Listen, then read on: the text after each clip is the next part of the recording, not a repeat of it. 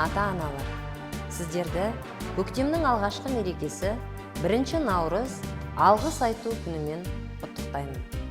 Қашықтықтан оқыту кезеңінде мектеппен тығыз байланыста болып, балаларымызға дұрыс тәрбие менен қажетті білім беруде бізге белсенділік таныта отырып, қолдау көрсеткендеріңіз үшін сіздерге мың алғыс.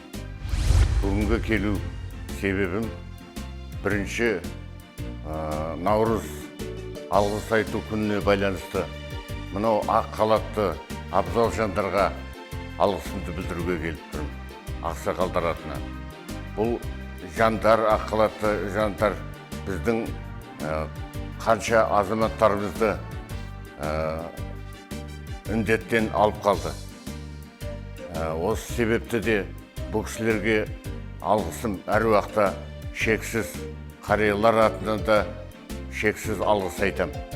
Бұл кісілер күні түні тынбай, ұйықтамай, ешқандай семьядан бәрінен ажырап, кәдімгі сақтану формаларын киіп, күні түні қызмет істеді.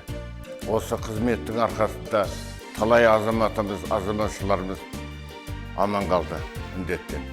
Алғысым әр уақытта шексіз. Бүгін 1 наурыз алғыс айту күні.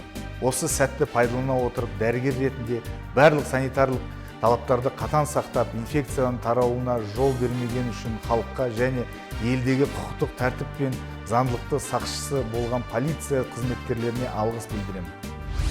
Мен Айымбеков Рахым Жарқынұлы, Байзақ аудандық полиция бөлімінің ювеналды полиция тобының инспектор полиция лейтенанты 1 наурыз алғыс айту күніне орай барша ұлағатты ұстаздарға алғыс білдіремін. Баршаңызды көктемнің алғашқы мерекесі алғыс айту күнімен құттықтаймын. Алғыс айту күні ең алдымен елімізде тыныштық пен үндестік, өзара сенімділік пен барлық қазақстандықтарға деген құрметтің орнығуына негіз болған президенттің бейбітшілік пен келісім саясатының салтанаты болып саналады.